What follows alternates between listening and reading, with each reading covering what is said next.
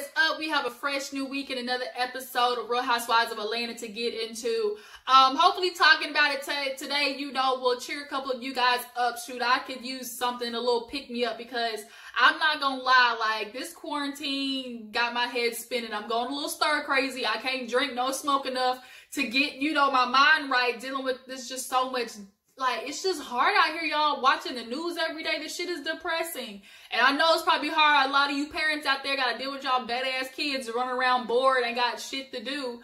Like, it's hard out here for Pimp. This Roro is taking people out. Like, I don't even want to say the whole name, because that shit like Kandi, man. You say the name too many times and, bitch, you get got.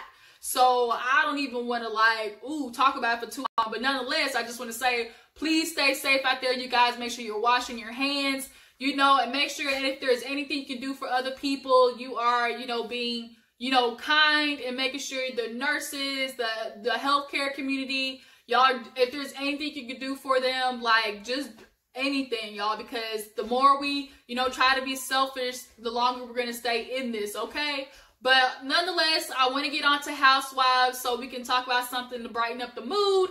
But real quick, if you haven't, make sure you go to my community page and vote on your favorite name or title for you guys, my subbies, you know, the fam. It is time for you guys to have an official name, okay? So make sure you go to my community page and pick your favorite, and hopefully a couple of days we will have something official, all right? So nonetheless, let's get into Real Housewives of Atlanta. So basically the episode opens up with good old Lanithia wide bag leaks, as Eva said. Y'all, Eva just dragged Nene the other day. That shit wasn't even funny. Like, Eva threw the whole damn palm tree resort at Nene.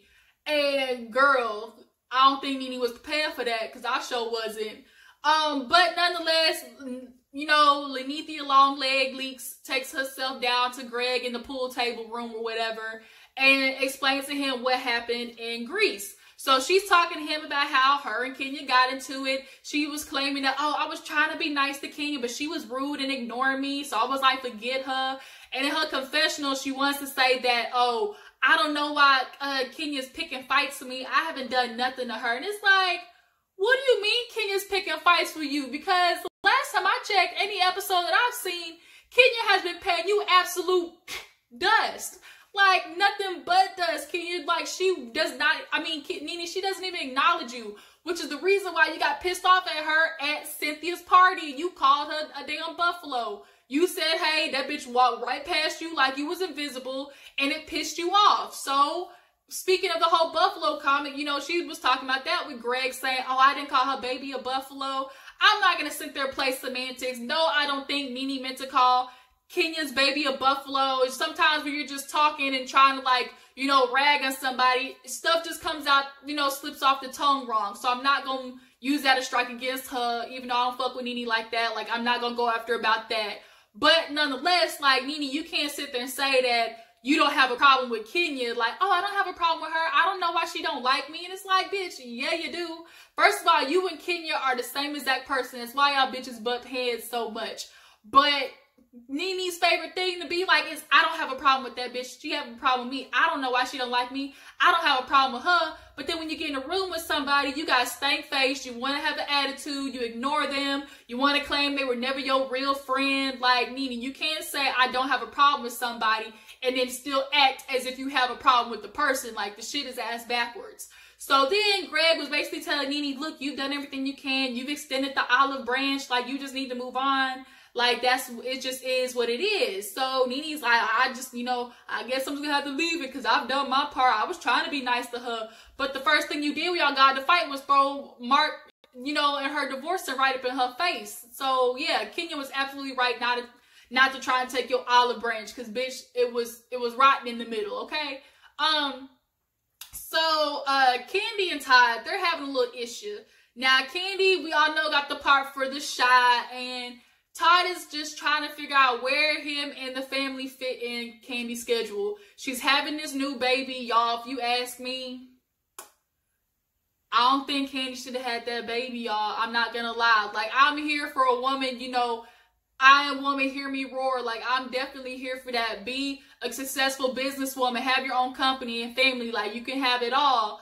But thing about trying to have it all is, at the end of the day, when you have so many things, one of those things is going to suffer. Like, it just is. You can't, you know, give 100% into so many different things. It just isn't humanly possible. So the fact that she added this new baby into the equation when she even asked Riley, and Riley told her, bitch, you don't need to have this baby either. I think that should have been a real big red flag for Kandi and having this new baby. If you already struggling to make it to ACEs, you know, parent-teacher conferences, why add another baby into that equation? Like, I want Kandi, like, if you want this family and stuff, you can have it, but that means you got to cut back on the working, and you seem to not be cutting back on the working, and so that's where Todd is having an issue. But, you know, Kandi's like, look, I'll, you know, with the whole sex scene stuff, of course, he's got an issue with that. But Kandi's talking about possibly doing marriage counseling so they can, you know, talk about some things, because they have been kind of snipping at each other, bumping their heads a little bit. So, she wants to, you know, do that. So basically Todd was like, look, tell me when you free and I'll be there. Like, Todd basically got to fit himself into Kandi's life. And I think he's starting to have some emasculating insecurity problems about that. And just on top of that, being a husband, kind of, you know, being upset that maybe his wife isn't doing her hardest to really try and be at home with the fam. So Cynthia stops by a good old swag boutique where Nene's there, her little leopard outfit, the leopard. She comes in with her little leopard too. Now, Cynthia looked just like Nene. They came in there looking like butt buddies. We see that Cynthia and Nene, when they make up, they are good. When they are in friendship mode, the camaraderie between them two, like, they have really funny scenes together. It's just unfortunate that Nene can't keep her damn foot out of her mouth long enough to be a good friend and to keep the momentum going. Like, it's just something Nene just always has to fuck up her friendships. I don't know what it is about her, but because everything is everybody else's fault, that's why you can't keep friends for too long. But, you know, Nene was telling Cynthia how, oh, girl, you tried to come for me in Greece, you know, trying to imitate me. And Cynthia had to let her know, like, I wasn't going to make fun of you.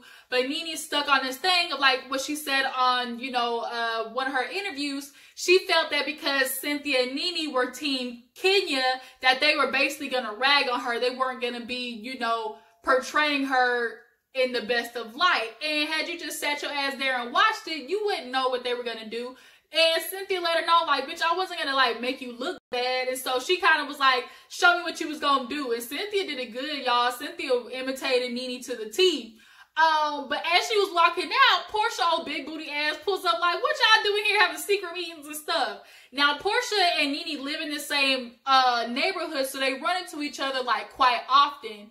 So, you know, seeing them all together, like, those three are actually a good trio. Like, as a friendship, you know, their personalities and stuff, like, they have, you know, good TV moments, but we all know Nene, like, she has to be the one to shine. So if she ain't getting the spotlight on her, she tends to just fuck it up for everybody. So Kenya, she has to go talk to her little state lawyer or whatnot to figure out what she's gonna do with Brooklyn, because, you know, with her and Mark not, you know, being together no more, separating, she wants to make sure Brooklyn is protected. Now, she was talking to her little state manager like she was her counselor and telling her how she thought the separation wasn't gonna, you know, be official, and her and Mark were gonna work on everything. She tried to get Mark to go to counseling, and that just never happened. Now, the fact that Mark won't even go to counseling tells me one thing: he don't want to work on it, Kenya.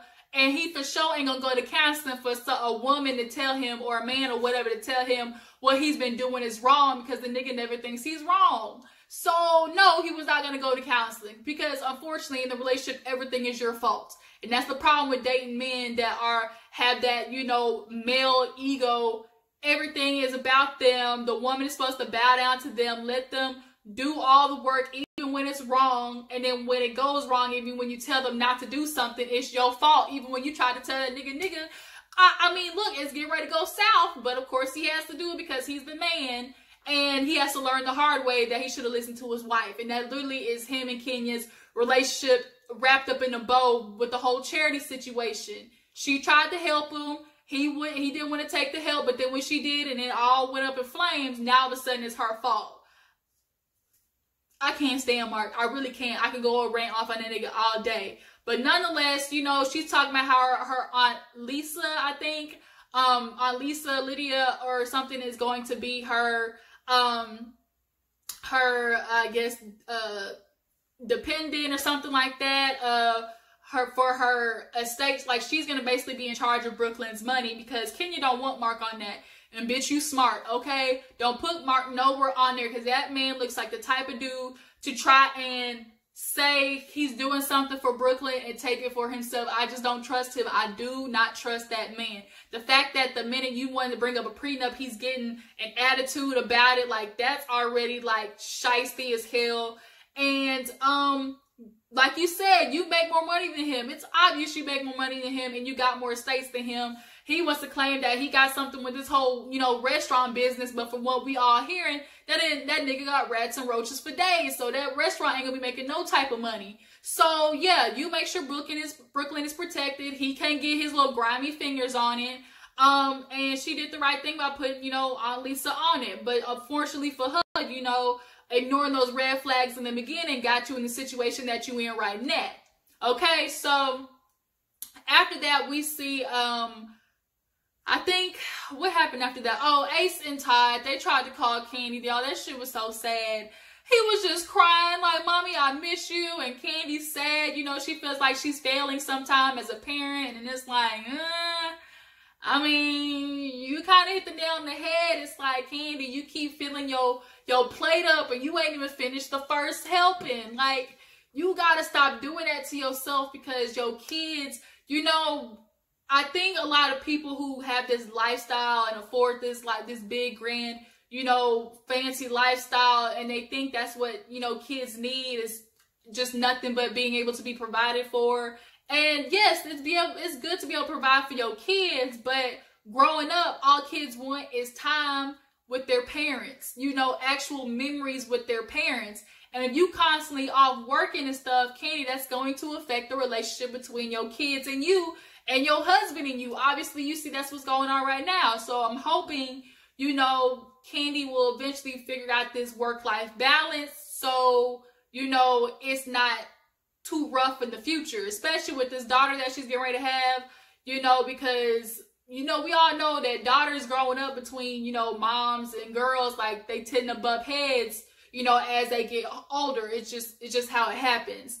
So, you know, Todd had to console Ace. It was just so sad. But, you know, hopefully Kandi will get it together.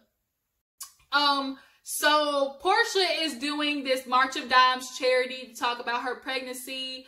And, you know, basically to spread the awareness. Black women have a higher mortality rate when it comes to giving birth and stuff like that. So everybody was going to, you know, to support her and stuff like that. And while everybody was showing up, everybody was there, Nene, of course, was to talk about Kenya and how a headline said that, oh, Mark, estranged husband Mark, had multiple affairs. And, you know, Porsha, we could tell Porsha was trying to, like, push Nene off the topic, like, oh, that ain't real, that's just blogs and stuff like that. And Nene's like, well, bitch, you want to sit there and talk about, be all up in Tanya's business, bringing the cookie lady, when your own home ain't even clean. How about Tanya go and find that bitch and put her in front of your face? And I said, it sounds like a plan to me. Tanya, go ahead, get the digging, do your CSI, FBI investigation. What you gotta do, go find that bitch Mark was talking to and go put her right in front of Kenya's face. Now, unfortunately, Tanya ain't, you know, that type of gutter bitch to do some stuff like that. But if it had been me, oh, Kenya would have had way more than a cookie surprise, bitch. I would have brought the whole damn bakery and sat it in front of your face. Gonna do some shit like that to Tanya. That stuff was so foul. But Porsha ends up kind of like cutting it out, and of course Nene, you know, Nene was just ready to gloat in it. But they sit down and they talk about everybody's experiences, you know, of motherhood or trying to get pregnant. Tanya, you know, talked about, you know, having, you know, low egg count. And we also see Marlo get really personal. It was finally good to see Marlo drop the wall, drop the charade, the hard acts. You know, she admitted herself, like, I'm super hard around the ladies. But having her nephews has softened her up. So she was talking about how she had 2 ectopical pregnancies. Basically, I guess the eggs get stuck in the fallopian tubes. And it's very dangerous. It can explode and kill, you know, the mother and the baby. And, you know, Marlo having experiences like that. Now, I always knew Marlo had been through some shit in her life, because those are the only type of people who can be as harsh and rude and ruthless and, you know, mean to other people like the way that, you know, Marlo has. You got to go through some shit to be able to be that, you know, rough to other people. I.e., you know, Nene, i.e., Kenya, like the type of people who go through shit in their life, they can easily be mean and rude and unforgiving to other people because they just have a lot of darkness, you know, inside of them. And Marlo's one of those people. She has no problem picking on other people, finding the faults in everybody else, finding something wrong, being super critical. And I'm really interested to see more about what happened in her upbringing, you know, her parents, her life. Like, what happened to Marlo that made her this just rough-ass bitch that is ruthless with other people and constantly beating up Nene's ass. She doesn't really get to be, you know, soft-spoken. And because when she's with the other girls, she's good. She's a cool Marlo. But the minute she gets around Nene, like, that it's like the Jacqueline Hyde, like it's two totally different things. So after after Marlo went, Shamia ends up talking about how her water broke and she called Kenya. And Porsha was sitting there like, I didn't know Shamia and Kenya were this close. Now, I guess at the time Shamia was saying her and Kenya were like 2 weeks apart. So I can get, you know, obviously two pregnant women, they're probably going to bond over that. But we never really saw Shamia and Kenya have like a super close relationship like that, you know, in other seasons. Of course, they were cordial with each other. Ooh, sorry, y'all. Ooh, chest burns. We never saw them have a really close relationship. But, you know, Portia's probably like, bitch, when the hell did that happen? Now, I mean, Porsha, I know you and Shamia are close, but you do kind of tend to gravitate towards the other ladies, you know, in certain situations. And I think Shamia is trying to gravitate toward friends that will be there for her a little bit more consistently. And from what I hear, you know, Kenya out of Real Housewives of Atlanta is somebody that's very dependable. Everybody who talks about her off the show says she's a lot better of a person. But when the lights, camera actually got to come on, she's got to become this character that gets the bag. Okay, that's collect the whole coin. So she got to do stupid shit like bring a whole second line marching band to Marlo's fake ass wig event. Okay, but you know, of course, I think that's probably something that Porsha and Shamia will have to get into, or Kenya and Porsha will probably end up discussing at some point in time. So after that, we actually see Kenya talking to her Aunt Lisa to describe to her, obviously, you know, covering Brooklyn in the estate situation, being there for her and in control of all the assets. But she's also talking about, you know, how it's going to be hard to deal with Mark in the whole co-parenting situation. Now, if you ask me, Mark looks like he gonna be held to co-parent with. He's gonna be petty. Oh, can I have her this day? Even though they settled to be on this day. No, you can't take her right now. I still got her for so-and-so time. Oh, well, can we switch this week? I promise I'll give her back next week. Like, he just looks like he's going to be an asshole. I can already tell. And, you know, Kenya's sitting there thinking back on all the things of, like, what she missed with this man. You know, the red flags. And one of them was, like, how the fact that he said she wasn't allowed to speak to his mom and dad. Now, first of all, allowed, nigga, you ain't my daddy. Like, what you mean I'm not allowed to talk to your parents? Like, how do you marry somebody and not know where they came from? Not know who made them, like, the person they are? Like, I would have found a way to talk to his parents, especially if I'm going to marry them. How did they come to a wedding? Like, they were at the wedding, right? Like, so if they came to the wedding, like, did you not say hi to them? Like, did you get a congratulations hug? Like, what is going on here? The fact that he won't talk about you're not allowed to speak to them, I find that to be obviously hella shady. Like, something is going on there. Or I'm going to assume that maybe Mark doesn't have the greatest type of relationship with his parents. Like, that's got to be it too, because he looked like he was a hell of a child.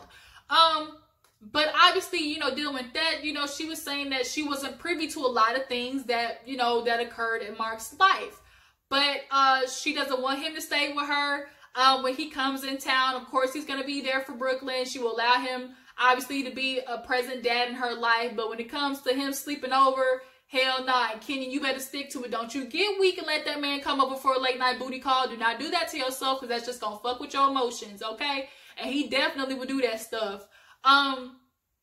But, you know, Aunt Lisa said she was definitely going to be there for Brooklyn and she would uphold everything that Kenya said. I do think it was a smart idea to let Miss Lisa do that, because if you ask me, Mark being in control of that, bitch, that money was going to be gone in a couple of months and Brooklyn wasn't going to have nothing. Okay? So at the end of the episode, we see Kandi and Todd discuss her coming home, finally having free time. And Kandi said Dawn filled up her schedule. And so Todd's like, what's the point of you coming home if when you come home for free time, you just fill it up with more stuff? And I can agree with that. Like, Kandi, you need to ask yourself why you can't say no. Like, what part of you is like everything, you know, that's brought to your table you feel like you have to do? And another part of it is like, Todd, like, you understand who you got with. Like, this is Kandi. She's a multi-billionaire. She's a businesswoman. But, you know, the hustle don't stop. And I can, you know, I absolutely can, you know, I can, you know, be, I guess, what's the word I'm looking for? Like, I'm appreciative that, you know, Kandi has this type of hustle. Like, to see that a black woman, you know, have success and stuff like that, that's bomb to see on TV. But on the other end of that, it's like, you can't complain that you don't have a family life when every time it's, you know, it comes time for you to have family time, you choose to do something else. Like, your priorities are mixed up at the moment.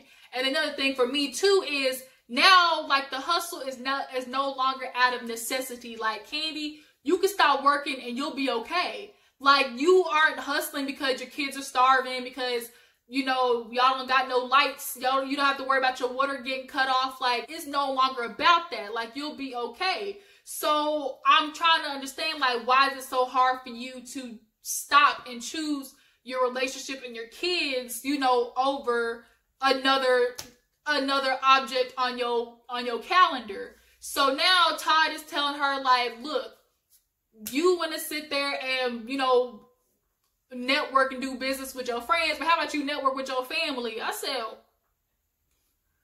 child, woo, child. Todd said, bitch, network with your family.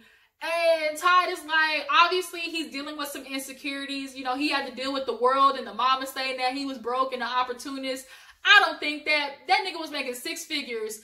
And to normal folks like me, 6 figures is a lot. Like, women want a man who works 6 figures, like a normal woman. Like, you know, I don't want to say normal, but people who live, you know, middle class America life, like, a nigga with 6 figures is a gold mine. So obviously for Kandi, like, that obviously doesn't seem like a lot, but that's a man who can sustain himself and whatever else he needs to. So, I mean, Todd is good on that aspect, but he said, you know, he dropped a lot to be with Kandi. He obviously, you know, stopped working for, you know, Bravo. He had to choose different lives. He told me, man, I got a trucking company. I don't want to be driving no fucking truck. And it's like, first of all, Todd, why did you do that? And then Kandi was like, look, you said you want to do production and movie. You can't blame that on me. I absolutely do agree with that. A lot of people who make decisions to stop doing something in their life often put it on their spouse. But that can only happen for so long. You can't let your excuses of doing this for my spouse, you know, be, you know, what holds you back. Because at the end of the day, it's you. Like, that's only them. You're using them as a scapegoat. It's only you that stops you from doing what you genuinely want to do. And I get being in love with somebody so much, of the fact that you're willing to sacrifice for them. But when you look back 10 years down the line and you got nowhere and your spouse has everything, like, you're going to be mad at yourself because you weren't willing to take, you know, that leap of faith for yourself. So, but, you know, Kandi is realizing, like, she got to stop, because when he said, look, you want to be with me? She's like, yeah. He like, act like it then. Act like it. I was like, oh, shit. Talking a little bass in his voice. And oh, snap, his balls and dropped. Todd was trying to let Kandi know, bitch, act like a wife for once. And I agree with that. And then it was just so awkward because she's like, I get it, babe. You know, I need to do better. She's like, but I got to go to Jackie's event. And it's like, damn, Kandi, wrong timing, wrong timing. Like, from now on, understand, your friend's going to have a lot of events, Kandi. You ain't got to go to every single one of them, okay? It is okay for you to miss them.